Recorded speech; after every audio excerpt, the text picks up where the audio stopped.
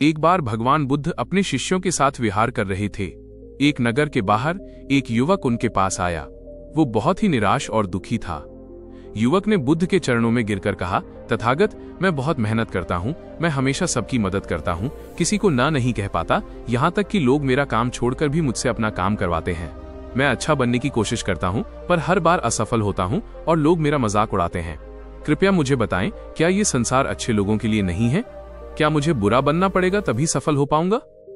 बुद्ध ने युवक को शांत होने का इशारा किया और मुस्कुराते हुए एक कहानी सुनाई। एक बार एक किसान ने अपनी फसल के चारों ओर कांटेदार बाड़ लगाई। कुछ दिनों बाद एक आवारा कुत्ता उस बाड़ को लांघकर रोजाना खेत में घुसने लगा और खड़ी फसल को खराब करने लगा। किसान ने कुत्ते को भगाया, लेकिन वो वापस आ जाता था।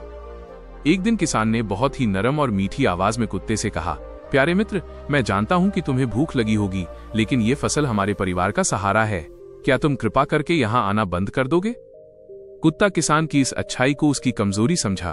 उसने किसान की बात पर कोई ध्यान नहीं दिया और अगले दिन फिर से फसल खराब कर दी। थक हार कर किसान ने अपनी पत्नी से सलाह ली। पत्नी ने कहा, तुम्हारी अनावश्यक दया तुम्हें बर्बाद कर रही है। तुम्हें बुरा नहीं बनना है, पर तुम्हें अपने खेत के प्रति स्पष्ट और कठोर होना होगा। अगले दिन किसान ने लाठी उठाई और जैसे ही कुत्ता खेत में घुसा, किसान ने उसे डांटा और लाठी से हल्का सा धमकाया। किसान की आंखों में इस बार कोई अनावश्यक दया नहीं थी, बल्कि अपने खेत के प्रति स्पष्ट दृढ़ता थी। कुत्ते को तुरंत समझ आ गया कि इस बार सीमा लांघने का परिणाम बुरा होगा। उसने दुम दबाई और फिर कभी उस खेत की तरफ मुड़कर नहीं देखा। बुद्ध ने युवक को देखा और कहा, मेरे प्रिय, ये दुनिया अच्छे लोगों के लिए है, लेकिन कमजोर और भ्रमित लोगों के लिए नहीं। सफलता के लिए तुम्हें क्रूर या हिंसक बनने की जरूरत नहीं है, बल्कि तुम्हें अपने लक्ष्य और अपने आत्मसम्मान के प्रति साहसी और स्पष्ट बनना होगा। बुद्ध ने उसे समझाया, बुरा बनो का असली अर्थ, इसका मतलब है उन सभी बुरी आदतों को त्यागना जो तुम्हें रोकती हैं, जैसे अनावश्यक दया, दूसरों को न कहने में संकोच करना जिससे तुम्हारा समय और ऊर्जा व्यर्थ हो जाती है, डर और संशय, असफलता के डर से काम शुरू न करना या खुद पर संदेह करना, अस्पष्टता, अपने जीवन के लक्ष्यों के प्रति स्पष्ट न होना, आत्मरक्षा, जब कोई तुम्हारी प्रगति में बाधा डाले या तुम्हारा शोषण करे तो तुम्हें अच्छे बने रहने की बजाय साहसी बनकर अपनी आत्मा की रक्षा करनी चाहिए। करुणा और स्पष्टता में अंतर, करुणा रखो, पर इसका मतलब ये नहीं कि तुम अपनी सीमाओं को भूल जाओ। अंत में बुद्ध ने कहा, उस किसान की तरह जो तुम्हें रोके, माइनस चाहे वो कोई आदत हो, कोई रिश्ता हो या किसी काम के प्रति तुम्हारा संशय हो, उसके सामने अपनी सीमा स्पष्ट करो।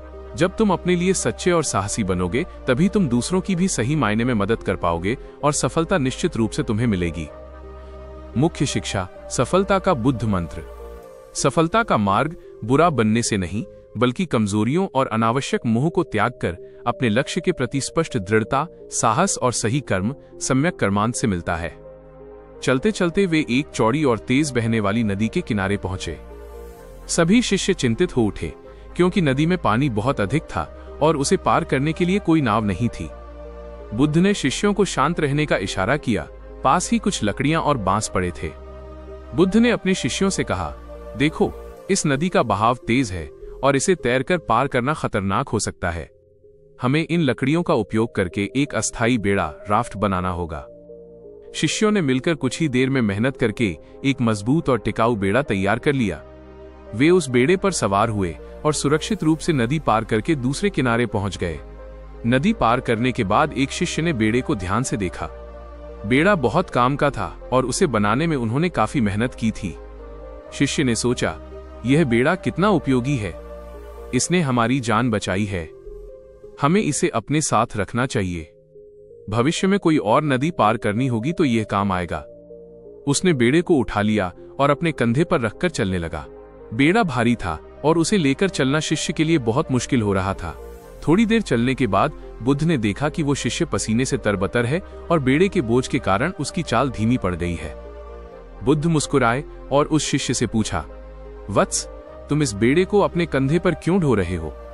शिष्य ने जवाब दिया, तथागत, यह बेड़ा बहुत उपयोगी है, इसने हमें नदी पार कराई। मैं कृतज्ञता के कारण इसे त्यागना नहीं चाहता और मुझे लगता है कि यह आगे भी काम आ सकता है। बुद्ध ने प्रेम से शिष्य के कंधे पर हाथ रखा और कहा, वत्स, तुम्हें इस बेड़े को इसलिए बनाया था ताकि तुम नदी पार कर सको। ये एक साधन था, तुम्हारा लक्ष्य नहीं। अब जब तुमने अपना लक्ष्य, नदी पार करना प्राप्त कर लिया है, तो अब इस साधन का मोह क्यों? अगर तुम इसे सिर पर ढोते रहोगे तो तुम आगे की यात्रा कभी पूरी नहीं कर पाओगे। तुम्हें इसे यहीं छोड़ना होगा। शिष्य को अपनी गलती का एहसास हुआ। उसने भारी बेड़े को जमीन पर रखा और तुरंत हल्का महसूस किया। फिर वो हल्के कदमों से बुद्ध के साथ आगे बढ़ने लगा। कहानी की शिक्षा, सफलता के लिए मोह त्याग। बुद्ध ने इस कहानी के माध्यम से समझाया कि जीवन में सफलता पाने के लिए हमें 2 चीजों का त्याग करना पड़ता है। 1, उपयोगी साधनों का मोह। हमारी पुरानी सफलताएं, ज्ञान, पदवी या वे तरीके जो हमें किसी एक लक्ष्य तक पहुंचाते हैं, वे केवल बेड़े की तरह हैं। जब एक लक्ष्य पूरा हो जाए तो हमें उस साधन या पिछली सफलता के अभिमान को छोड़ देना चाहिए ताकि हम अगले नए लक्ष्य की तरफ बढ़ सकें। 2, अच्छाई का मोह, अच्छे बनने का बोझ। कभी कभी हमारी अच्छाई, जैसे लोगों को न कह पाना, सबकी मदद करना भी बोझ बन जाती है, जो हमें हमारे मुख्य लक्ष्य से भटका देती है। सफल होने के लिए व्यक्ति को अनावश्यक मोह और बोझ को त्याग कर वर्तमान क्षण और अगले लक्ष्य पर ध्यान केंद्रित करना चाहिए।